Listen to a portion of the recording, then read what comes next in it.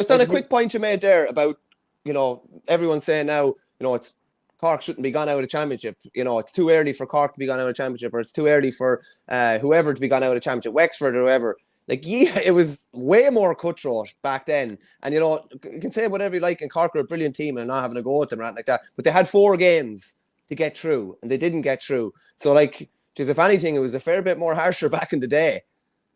Well, it was. And I think on that point, I think this is a particularly cruel year, if you like, in terms of the way the results win, with teams in Munster being so close, with draws and losing by a point and winning by a point. If teams were beating 8 or 10 points, there'd be no one having this argument. And if you didn't have at some stage have a knockout element, it would affect your crowds, it would affect the performances, it would affect the teams. You wouldn't have games like we've had over the last number of weeks. So I think that's just, in fairness, just pure disappointment that the way it happened. Tip hung on by 1 point, and I actually met Noel McGrath yesterday in Lahinch, and we were chatting about it.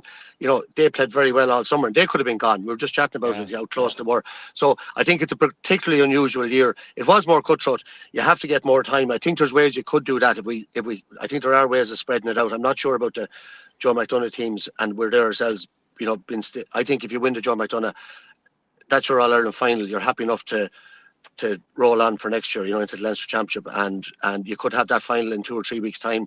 We could have created more space. You might have had a second versus third semi-final, and then if you didn't have the preliminary quarterfinals, you might have more time then for your Leinster and Munster Championships as well. So I think that, because going what we did this year, 9 matches in 10 weeks, and we're a small county, small picked up serious injuries. I'm not saying it was because of that. You could get injuries any day of the week, but it's just too intense for amateurs to be at that. So I think there is scope there to allow maybe another 2 or 3 weeks there without actually going on that much longer, and still leaving plenty of time for your club.